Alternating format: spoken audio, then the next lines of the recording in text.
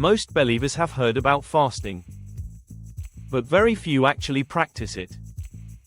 Why? Because hunger makes us uncomfortable.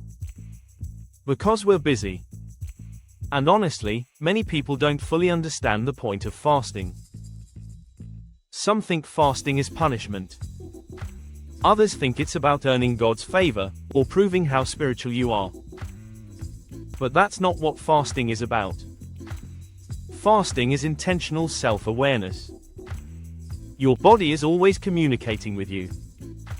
But most of the time, we're too distracted to hear it. We eat while working. We snack while scrolling. We grab food whenever we feel stressed, bored, or tired. Fasting changes that. When you remove food for a period of time, the normal background noise of life fades, and something interesting happens. You begin to notice yourself. Every hunger pang becomes a reminder to pause and pray. Every missed meal becomes space for reflection. And suddenly you realize something important. Fasting isn't really about food. It's about focus. What fasting reveals: when you fast, you start to notice patterns you normally ignore.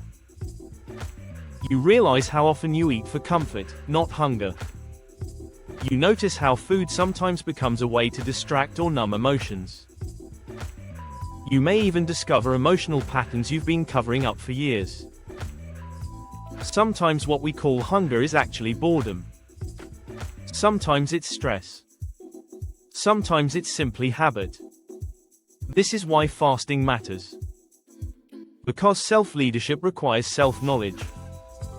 Fasting creates the quiet space where that knowledge can surface. How to start fasting practically now. Many people avoid fasting because they assume it has to be extreme. But it doesn't. You can begin strategically and gradually. First, the weekly fast. Start simple. Skip one meal during the week. Instead of eating, spend that time praying or reflecting. Second, the monthly focus fast. Take one full day each month to fast with a specific prayer focus. Maybe you're seeking direction, wisdom, or personal growth. Third, the seasonal deep fast. Once every few months, consider a 2 or 3 day fast. Use that time for major decisions, renewal, or spiritual recalibration. And sometimes there's what you could call an emergency fast. In moments of crisis or confusion, fasting can help quiet the emotional noise so you can seek clarity before reacting.